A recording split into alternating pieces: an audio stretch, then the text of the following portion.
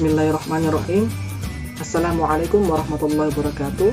Perkenalkan, nama saya Ibrahim dengan NIM 2012100034 dari kelompok 10.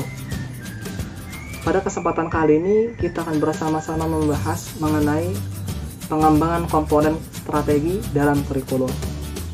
Adapun dibuatnya video ini adalah untuk menyelesaikan tugas mata kuliah pengembangan kurikulum PAI berbasis literasi. Baiklah, langsung saja ya. Adapun pokok-pokok pembahasan yang akan kita bahas pada kesempatan kali ini terdiri dari 7 macam pembahasan seperti yang teman-teman lihat di atas ya. Baik, langsung saja.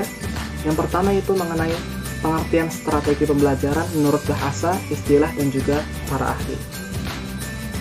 Secara bahasa, strategi pembelajaran ini berasal dari 2 kata. Yang pertama itu strategi dan juga yang keduanya pembelajaran. Nah, kata strategi ini berasal dari 2 bahasa. Yang pertama yaitu Inggris, yaitu strategi, dan yang kedua yaitu berasal dari bahasa Yunani, yaitu strategia.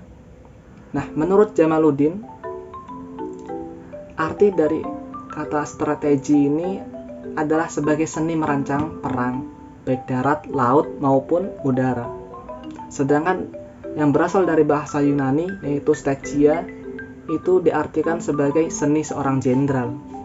Jadi, strategi pembelajaran adalah langkah-langkah, tindakan yang mendasar dan berperan besar dalam proses belajar mengajar untuk mencapai sasaran pendidikan tentunya.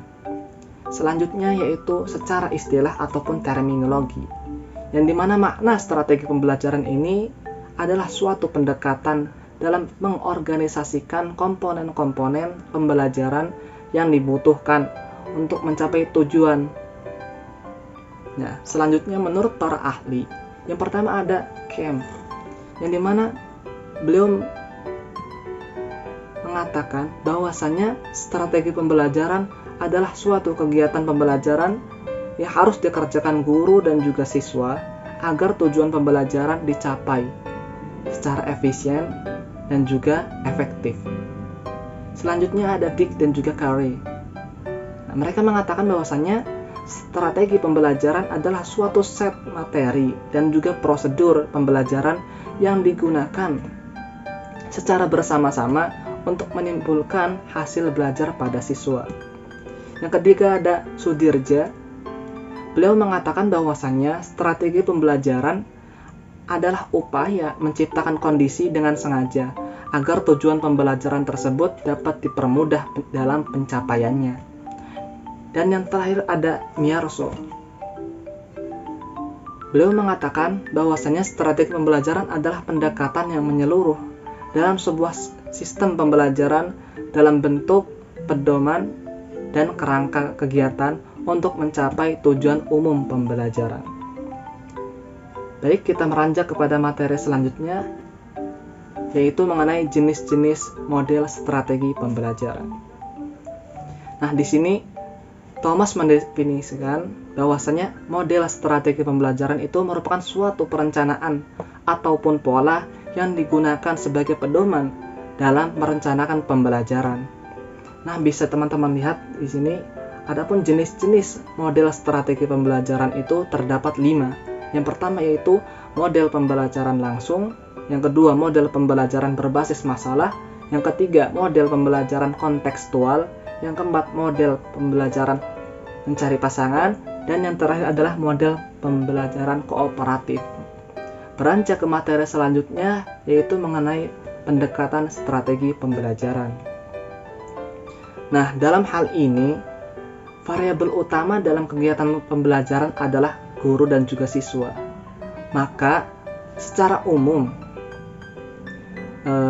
pendekatan strategi pembelajaran ini dibagi menjadi 2, yaitu teacher centered approach, yang dimana pendekatan ini berpusat pada seorang guru ataupun pendidik. Nah, dalam hal ini murid ataupun siswa itu ditempatkan sebagai objek dalam belajar, dan sumber satu-satunya adalah seorang guru yang ada di dalam ruangan. Nah, adapun yang kedua yaitu student center approach, yang dimana pendekatan ini berfokus pada siswa ataupun murid, yang dimana kebalikan daripada pendekatan yang berpusat kepada seorang guru.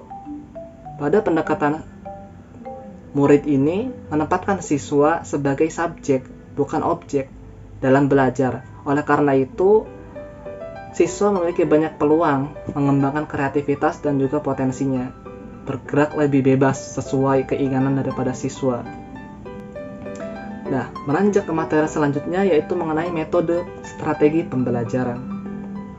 Nah, definisi daripada metode strategi pembelajaran itu sendiri yaitu cara untuk mempermudah peserta didik ataupun siswa mencapai kompetensi tertentu ataupun kompetensi yang diinginkan oleh suatu lembaga ataupun pendidik gitu. Adapun mengenai macam-macam metodenya, bisa teman-teman dilihat di sini terdapat banyak sekali, yaitu pertama metode ceramah, yang kedua demonstrasi, diskusi, simulasi, tanya jawab, tugas, problem solving, sistem regu, latihan, karya wisata, kerja kelompok, dan mind mapping. Semua metode ini memiliki kelebihan dan juga kekurangan masing-masing, menyesuaikan materi ataupun bahan ajar yang disampaikan. Oke, materi selanjutnya yaitu mengenai media strategi pembelajaran. Nah, adapun definisi daripada media strategi pembelajaran ini yaitu segala sesuatu yang dapat digunakan untuk menyampaikan informasi ataupun bahan ajaran kepada para siswa ataupun murid ya. Dalam hal ini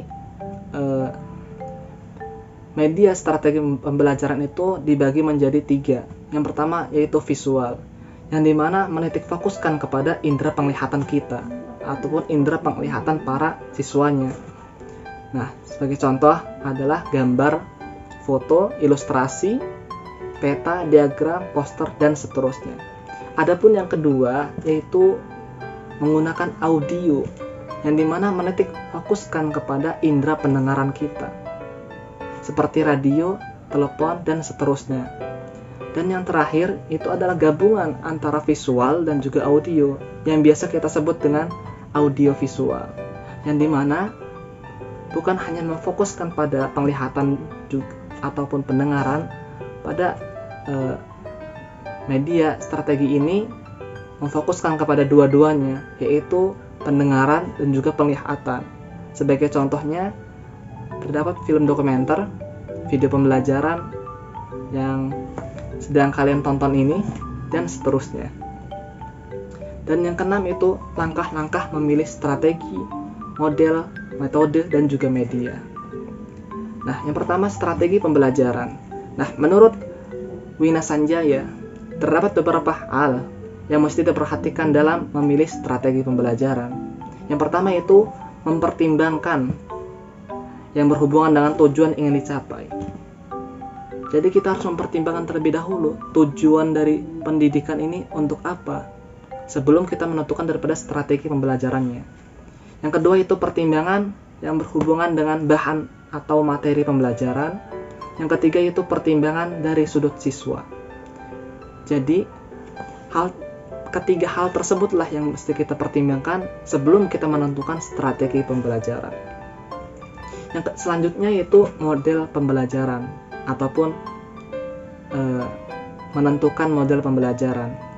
Nah, menurut Arens ya, terdapat beberapa hal yang mesti diperhatikan.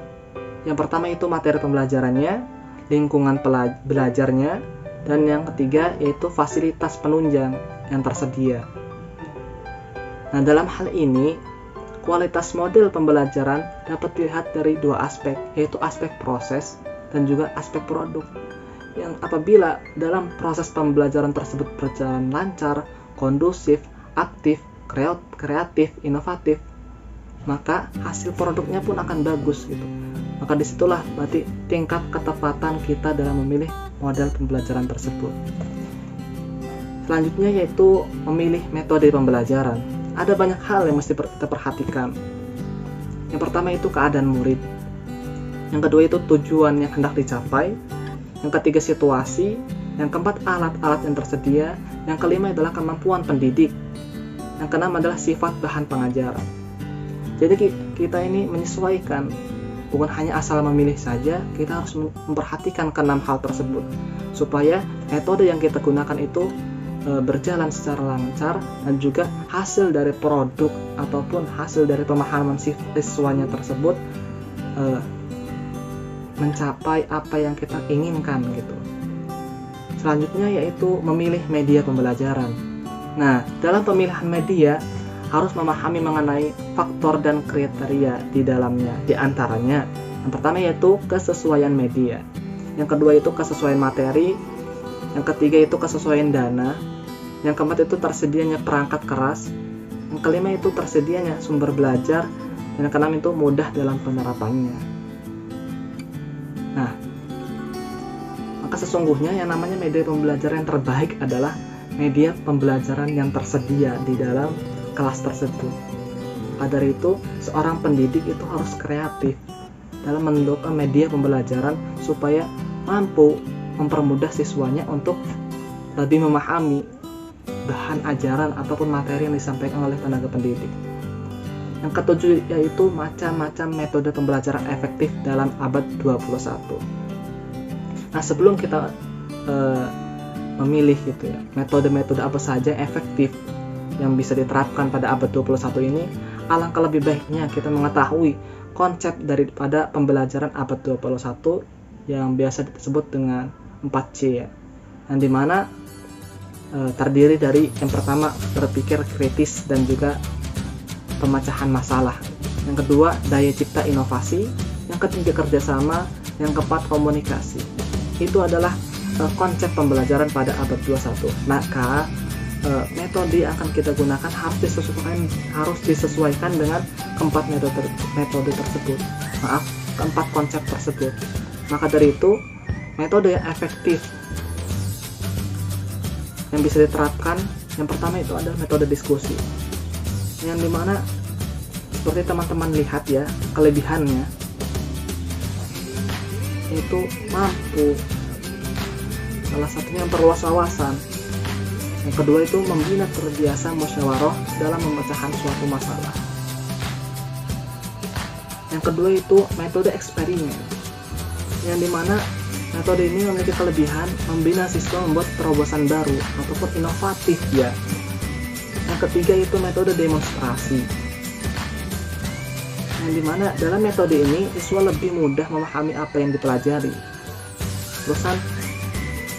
Dan proses pembelajaran lebih menarik dan tidak membosankan karena bukan hanya ucapan saja gitu yang disampaikan oleh pengajar.